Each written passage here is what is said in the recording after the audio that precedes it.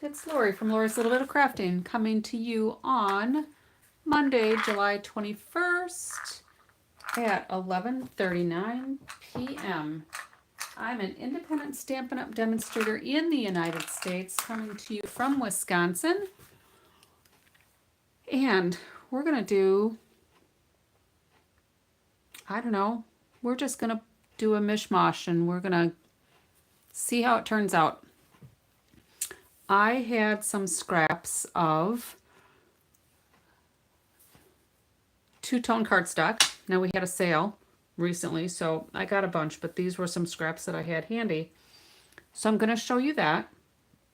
And then I'm going to use this new Label Me Grateful bundle. So this has 5 sentiments. I love the font, a nice casual scripted font.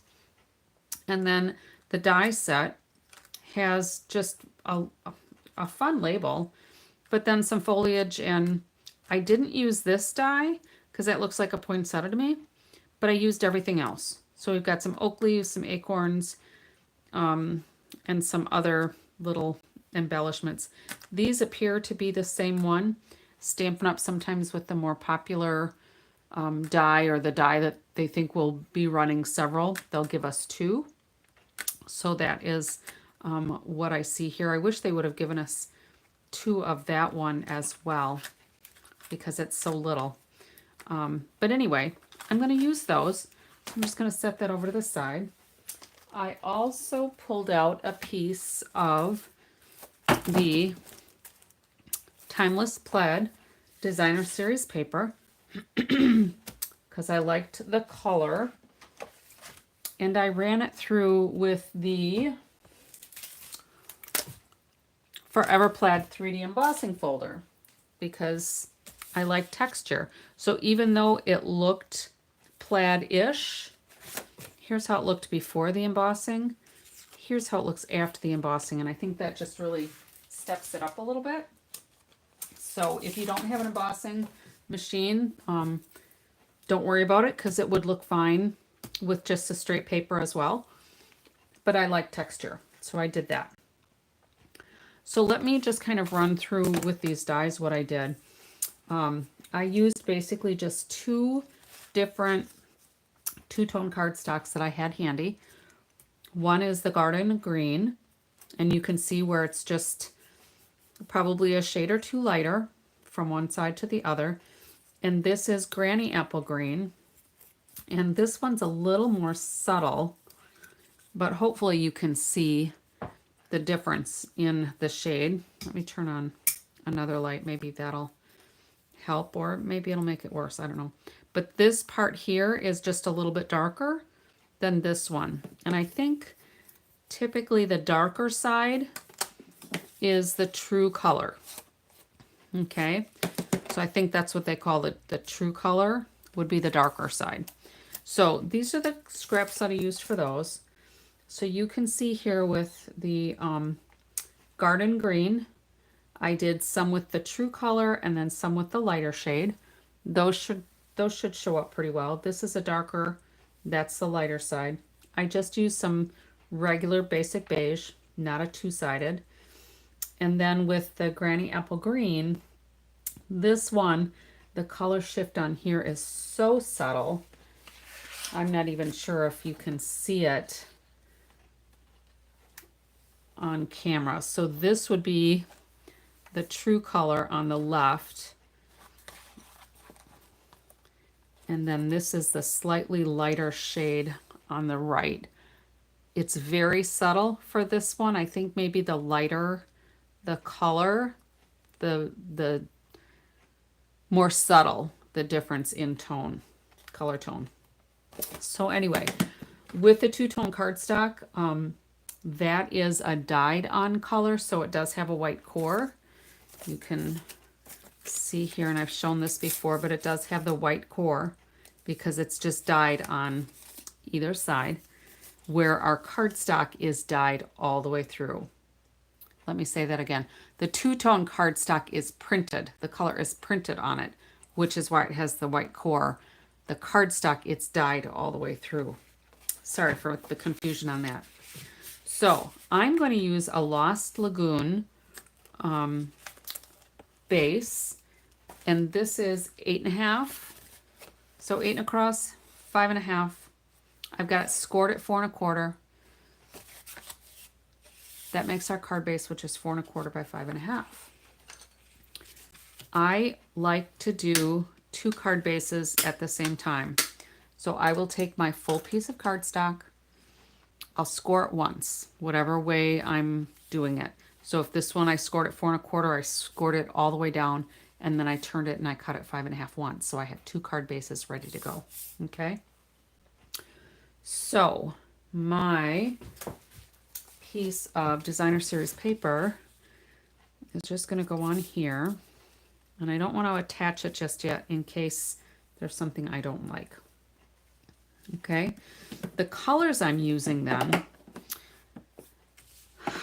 because I had the 2-tone cardstock in the Granny Apple Green and the Garden Green, I decided to just kind of look at the color coach to see what other colors Stampin' Up! Would suggest. So for this top one, the Granny Apple Green would go with Lost Lagoon and Pumpkin Pie. So I pulled out my Lost Lagoon. I wasn't really feeling pumpkin pie tonight though. The next line shows the Granny Apple Green with Peach Pie and Flirty Flamingo. Neither one of those really spoke to me either. But when I got down here, Pool Party, I thought those two would go good together. They both will coordinate with the Granny Apple Green. So I pulled in the Pool Party and the Lost Lagoon. All right, and then Garden Green is also a coordinating or a complementary color to the Pool Party. So that's why I pulled that color. So I had those two out, but I pulled off my color coaches just to kind of see what I could work with. All right. So I've already stamped a sentiment, and I use the You're the Best. And I did the die from the bundle, and this gives it a cool,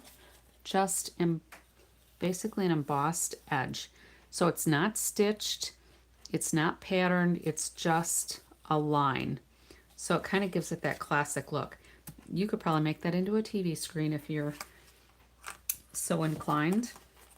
All right, so what I thought I would do is I could do the You're the Best in our Memento Black. So let's do that. I did actually cut 2 of these in case I didn't like one or the other. And I'm going to stamp it over on this side just because I kind of eyeballed some of my die cut pieces. And that's kind of light. So we might actually go with the other one. I think I probably need to add some ink to my Memento. I've been using it quite a lot lately. Okay. So for my other attempt, I used the Lost Lagoon, but I stamped first into Versamark, then I stamped into my Lost Lagoon, and then I put some embossing powder on it, just clear embossing powder. So it highlights a little bit, but the ink didn't stay wet long enough. I think it soaked in too quickly. So there's just a smidge of shimmer on there, but I kind of like it. And I do kind of like it better than just the basic black. All right, so we're just going to go here and we're just going to start building. And I thought I would pull in a piece of the basic beige ribbon, and we can put that across here. And what I'll probably end up doing is just having it behind here.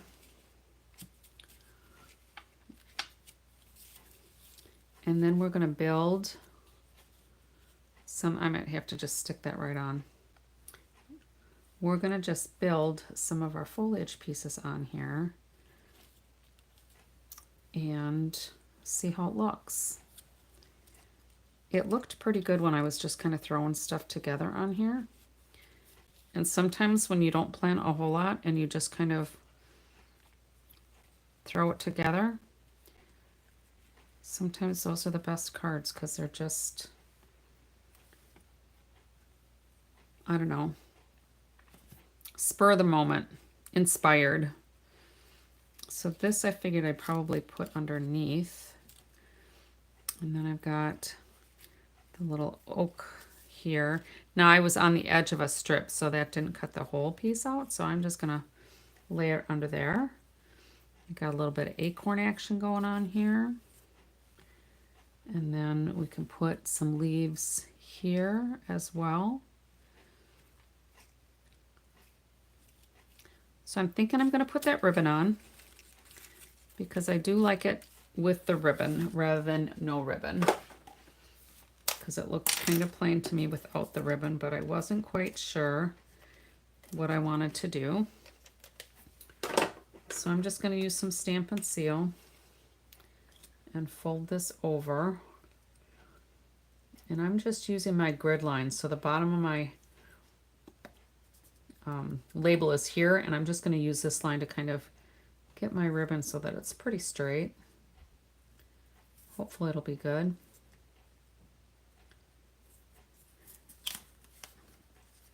And that looks pretty good. And then I'm just going to use some tear and tape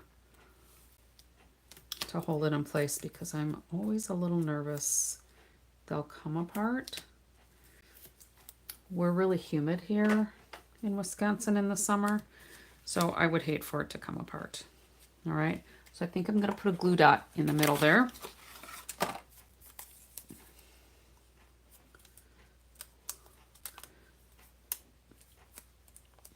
I'm just kind of roll that so I can sneak it under here. And then I'll just kind of hold it down a little bit. And then I think we're going to put a bunch of dimensionals on here. And then I can just start adding some of these foliage pieces that I'm going to put in the back. I can just put those right on this label and let them stick that way.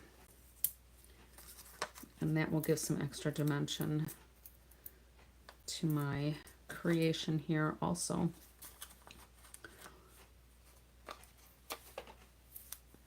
It looks kind of messy, but nobody's going to see that side anyway, right? So I'm going to just start peeling these off and putting some of these pieces on here. So this one, yeah, that'll work. I just want to camouflage part of that leaf that didn't get fully cut out.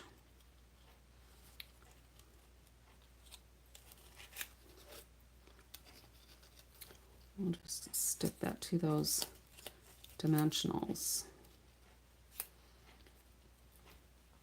And that ought to work.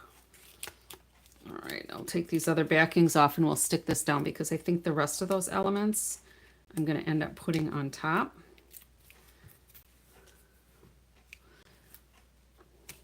Those of you that are joining me, what do you think of the color combination?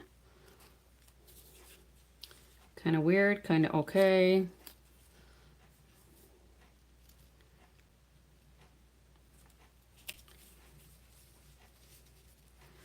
I think we're going to put a leaf over here just to cover up that end of the stem.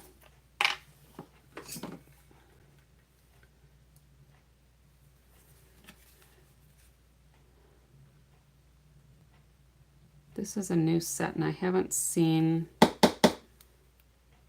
anybody that I know really use it much yet. Oh, that was close. I have kind of a lot of glue on there. Hopefully it'll be okay.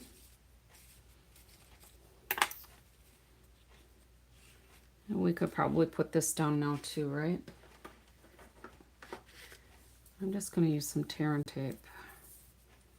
Sometimes I find that on my designer series paper, if I use my seal, my touch is a little too heavy and it can rip the designer series paper, and I don't want that to happen. So I'm just going to use the tear and tape here. I could use glue, but my glue bottles are almost empty. And to minimize my having to tap the bottles on the table to get the glue to move down, we'll just use some other adhesives. I usually save the tear and tape for things that need a really strong hold, but it is convenient. I actually do a class with a senior group one Thursday a month, and I'm going to actually flip this over. There's just a little bit of an overhang here where the top layer is a little bit wider, so I would rather have that variance to the back. All right, but anyway, I do Thoughtful Thursday with a group of senior women, and they like to use the tear and tape. It works really well for them. So I have found I'm using my tear and tape a little bit more than I used to. All right, so let's go ahead and tuck a couple of these in here. Hopefully my glue will not sputter. A lot of people don't like the multi-purpose glue, but I really do. If you find that you're having a glue mess with your glue, it's probably because you're using too much. I think we'll tuck this one in there too. I kind of like that. So if it's oozing out your side, you know, the sides of your elements, you're probably just putting it on too heavy.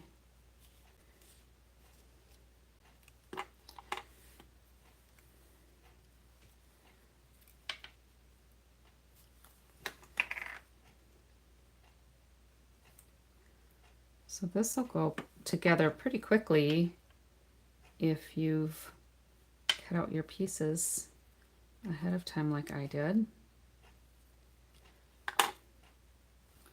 I think I'm going to trim this piece down just because it's a little big. And then I can kind of tuck that there so it kind of camouflages the end of that piece.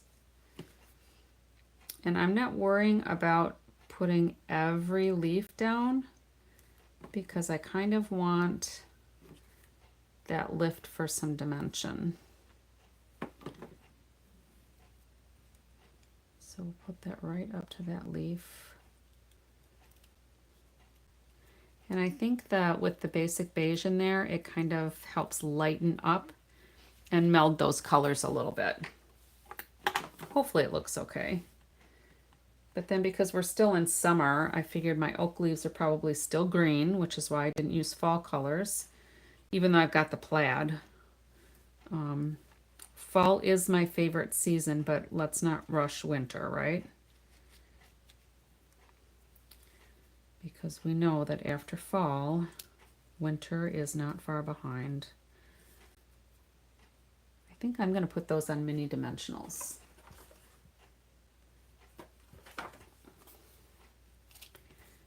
I'll just give this a little bit more lift.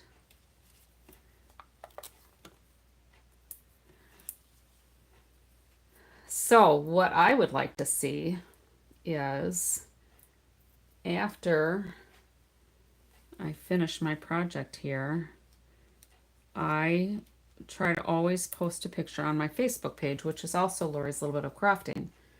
And I encourage you to pop over there and find the post for this and use this color combination in a project and post a picture on my page so we can see what everybody's making with this unusual color combination. All right, so I'm going to move that over to the side. Hopefully they won't fall. And I'm going to trim this little stem down too, because that was a little too long. But I want to have that tucked under here so I don't see the bare acorn branch, because that just looks a little off to me.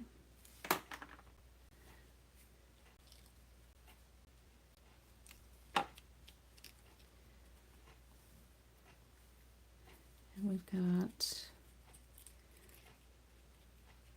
just some, I don't know if this is like berries or if that's supposed to be some kind of leaf. So I'm going to cut part of this off as well. So don't be afraid if you've got a die cut piece just because that's how it's die cut that you have to use the whole thing. You don't.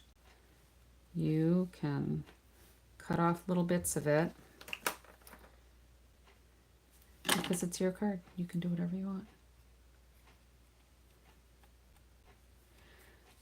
So you may be able to see subtle differences here. So this is the dark side of the garden green. This is the light side. This is the dark granny apple green. This is the light. This is the dark. Very, very subtle variances. I suppose there's a point when you actually have too much stuff on here too, but I kind of like these elements. And I figure if I tuck them enough, they'll be fine.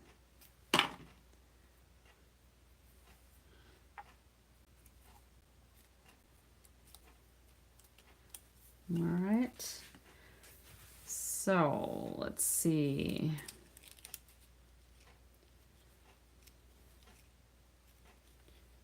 We could do something like that.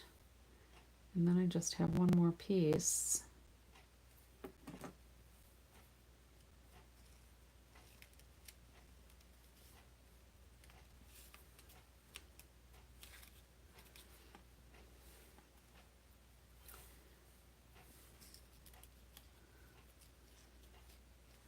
We'll just tuck that one there. What do you think of that? So we'll get rid of those little scraps because I'm not going to use them. We'll glue this down and we'll almost be done. And then the only other thing on the inside is putting a layer so that I can write my message. And what I might do is gut a piece of this designer series paper, which just basically means I'll make a frame out of it so that I can use that centerpiece, and I'll use it to frame a piece of basic beige to put in there. I'll probably run it through the embossing folder too, just so that it's consistent from the front to the inside. And let's go like this. All right, now let's look for some embellishments and put away some of my debris. And the other thing I wanted to do also is with my Lost Lagoon, I wanted to just kind of flick some color on here to break up the plane. There, I like that. So when you're using your alcohol blends, if you flick like I did inside your cap, you want to do it very gently because you don't want to break the tip of your alcohol blend marker because then you don't get pretty lines with it. All right. So I also ran my envelope through my embossing folder. And let's use some of these antique pearls. I've been using quite a few of these lately. I kind of like them. They're not too glitzy, but they add a little bit of class, you know.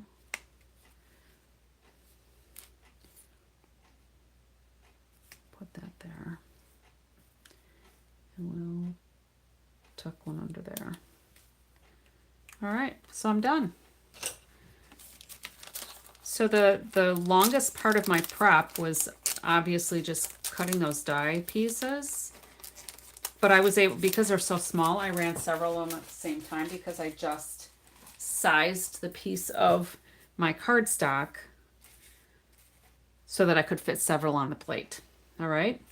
So Let me see what you do with this color combination of Granny Apple Green, Garden Green, Pool Party, and Lost Lagoon. And if you have a different version of this, if you've got this or something similar, put it all together. Just play with some colors that you wouldn't normally play with. And hop over to my Facebook page, add a comment with a picture of your project with this little color challenge. I'd love to see what you make. Thanks for stopping in. I appreciate it. Until next time, happy crafting.